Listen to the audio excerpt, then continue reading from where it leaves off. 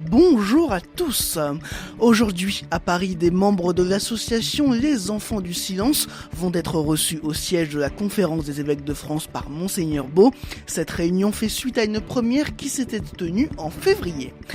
La réforme de l'éducation nationale en cours ne plaît pas à tout le monde. Nous entendrons une de ses opposantes dans ce journal nous expliquer les raisons et les implications locales. Une étude sur le cancer du poumon réalisée dans la région Centre-Val de Loire, un bon moyen d'informer davantage les habitants sur cette maladie parfois méconnue. RCF en Berry, le journal Hugo Sastre. Aujourd'hui, 3 enfants de pères prêtres représentant l'association Les Enfants du Silence vont être reçus à Paris. Ils seront reçus au siège de la Conférence des évêques de France par les évêques de la commission épiscopale pour les ministres ordonnés et les laïcs en mission épiscopale, la CEMOLEM. La commission sera présidée par Monseigneur Beau, archevêque de Bourges. On sait que les enfants dont le père est prêtre peuvent souffrir de cette situation et les témoignages poignants sont nombreux dans la presse. Ce sujet a longtemps été tabou mais semble évoluer.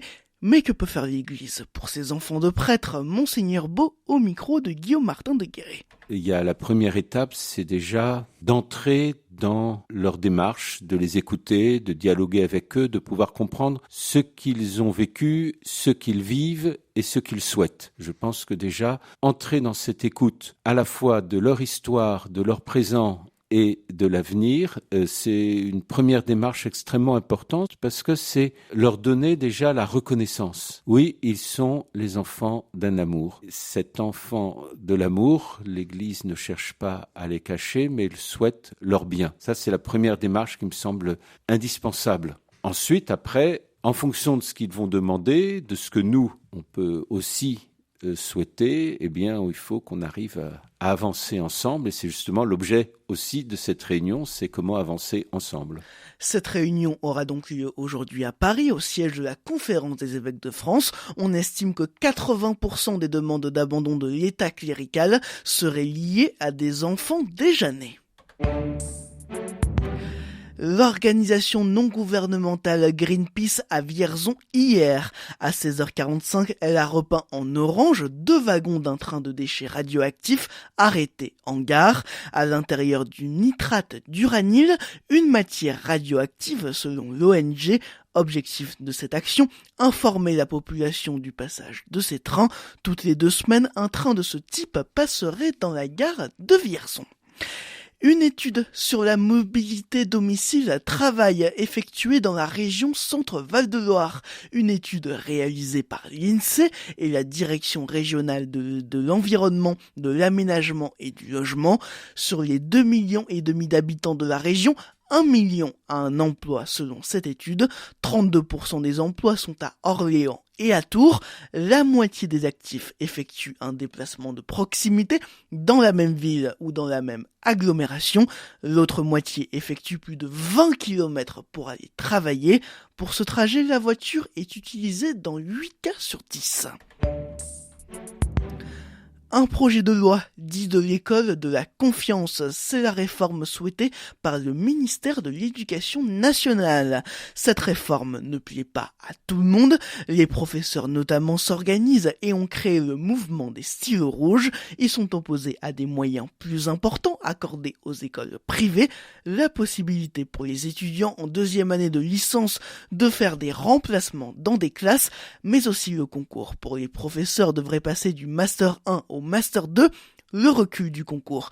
Les professeurs craignent une augmentation du nombre de contractuels. Lucie Moreau, déchargée au sein du syndicat national unitaire des instituteurs professeurs des écoles pour l'Indre. Avoir des contractuels, ce sont des personnes qui n'auront pas une formation suffisante, qui ne prétendront pas à la formation continue, qui n'auront pas les mêmes droits et le même statut que les fonctionnaires d'État. Le problème, c'est que l'entrée dans le métier, c'est quelque chose qui ne se fait pas, du jour au lendemain. Et ces personnes-là, pour elles en tout cas, ça veut dire que à chaque vacances, elles ne sauront pas si leur remplacement va être prolongé. Ça va être du coup par coup. Ça veut dire que sur les temps de vacances, quand il n'y a pas école, elles n'ont aucune rémunération.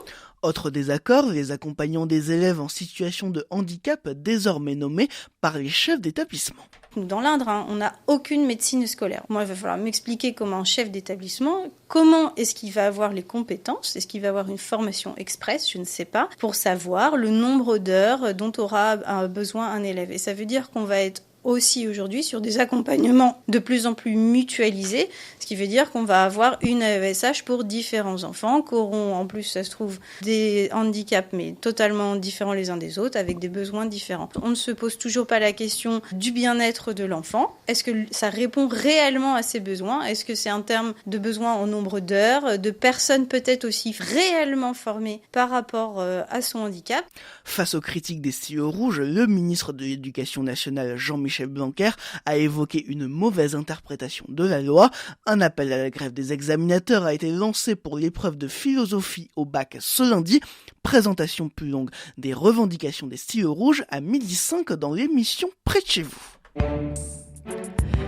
3 millions d'euros, c'est la somme investie par Val de Berry et l'Office public de l'habitat du Cher pour rénover ses 108 pavillons dans le quartier de la Jeunette à Vierzon, notamment l'isolation extérieure pour une baisse de la consommation énergétique et une baisse des charges.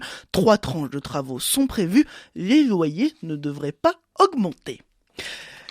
Une étude sur le cancer du poumon, une étude auprès de Français et de médecins. Résultat, les habitants de la région Centre-Val de Loire s'estiment moins bien informés sur la maladie par rapport au reste de la France. Ce cancer est la première cause de mortalité par cancer chez les hommes et la deuxième chez les femmes. Une connaissance de la maladie pourtant importante. Pour preuve, 33% des habitants de la région estiment qu'il existe un centre de soins prenant en charge ce cancer. Or, 87% des médecins estiment que la prise en charge de la maladie est satisfaisante.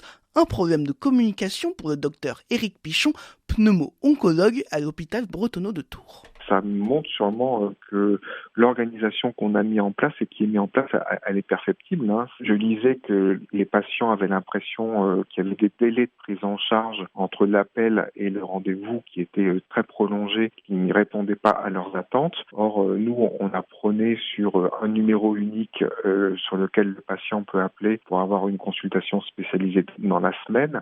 Ça, ce que je vois, c'est que les patients, ils n'en ont pas la connaissance. L'initiative là, de AstraZeneca dans le fait de concevoir cette enquête pour essayer d'améliorer les choses est peut-être bonne, c'est qu'effectivement, il y a une communication sûrement insuffisante auprès de la population sur le fait qu'il y a des centres, j'ai pas envie de dire de proximité, mais il y a un réseau régional qui est installé pour la prise en charge du cancer du poumon. Les fumeurs ne sont pas les seuls concernés par le cancer du poumon. 20% de non-fumeurs l'ont déjà eu. Il touche également un public de plus en plus jeune. Le docteur Éric Pichon, pneumo-oncologue à l'hôpital Bretonneau de Tours, a présenté plus longuement cette étude à 7h40 ce matin dans nos 3 questions à interview à retrouver sur rcf.fr.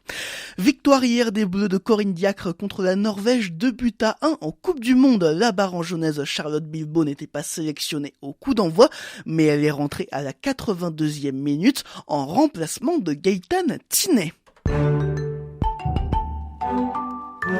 Du soleil ce matin dans le Berry, il va faire 15 degrés à Ouche, 16 à Pérassé, Aubigny-sur-Ner et Vatan, 17 à Issoudun et Villequier. Cet après-midi, de la pluie devrait arriver sur le Cher et l'est de l'Indre. Les températures seront pour autant au-dessus des 20 degrés. 23 est prévu à Argenton-sur-Creuse. En début de soirée, l'intégralité de l'Indre sera également concernée par la pluie.